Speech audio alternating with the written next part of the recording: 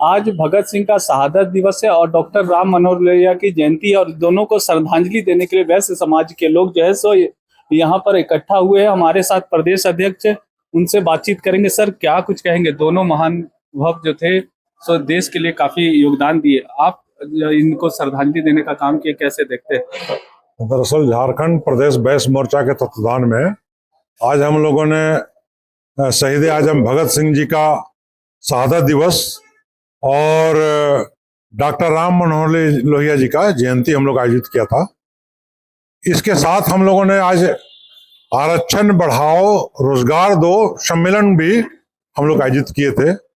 चूंकि दोनों शख्सियत हमारे आदर्श हैं। शहीद भगत सिंह जी ने अंग्रेजों के खिलाफ में देश की आज़ादी के लिए लड़ा, कुर्बानियां दी, फांसी पर चढ़े। और डॉक्टर राम मनोहर लोहिया पिछड़ों के लिए संसद में आवाज बुलंद किए। उनका नारा था कि 100 में पावे 60 पिछड़ा समाज। तो हम लोग के आदर्श होने के साथ साथ हम लोग ओबीसी की लड़ाई लड़ रहे हैं। झारखंड प्रदेश वैश्य मोर्चा लगातार 27% आरक्षण, वैश्य आयोग का गठन, इन तमाम मांगों को लेकर सरकार से हम लोग ज्ञापन देते रहे हैं। अफसोस की बात है कि सरकार अपने वादे से मुकर रही है। चुनाव के समय उन्होंने वादा किया था कि हमारी सरकार बनेगी, सत्ता में आएंगे तो पिछड़ों का हम लोग जो मांग है उसको पूरा करेंगे। लेकिन 27% आरक्षण अभी तक मामला लटका हुआ है, अधर में है।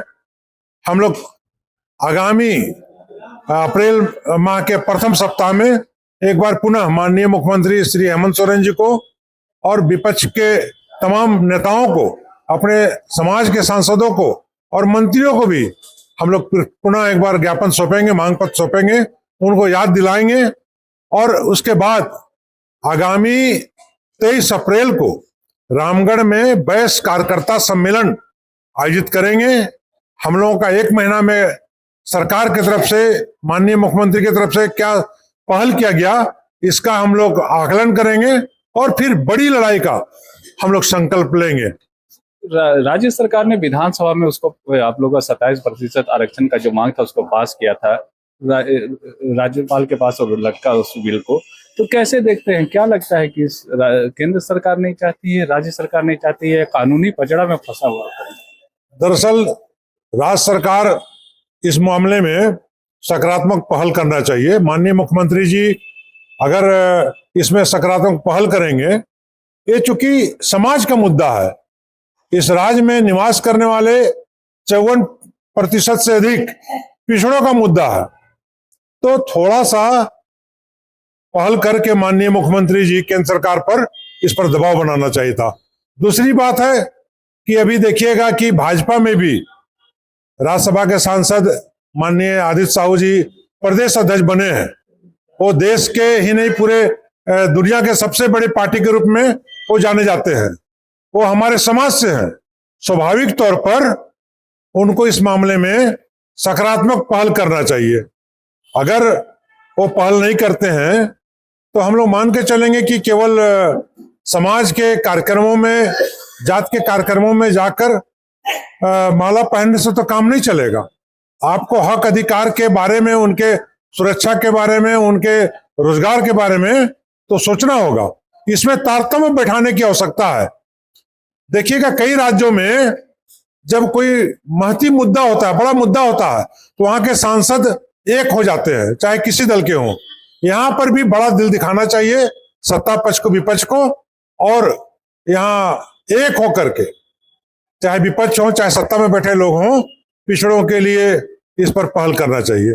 आप लोग आरोप लगाते रहे, या जो बाबूलाल मरांडी थे बीजेपी के नेता, उनके टाइम में आप लोगों का आरक्षण घटाया गया, और अब जो है सो राज्य सरकार जब विधानसभा से पास कर दी है तो उसके बाद भी आप लोग को परेशानियां खत्म नहीं हो रही। नगर निकाय चुनाव, कोर्ट का आदेश था कि ट्रिपल टेस्ट कराने के बाद हो, तो क्या लगता है ट्रिपल टेस्ट कराने के बाद नगर निकाय चुनाव हुआ?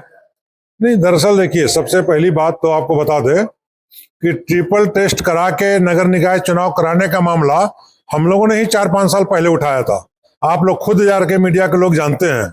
लेकिन अभी पहली बार हुई है। स्वाभाविक है कि कई गलतियां हुई हैं।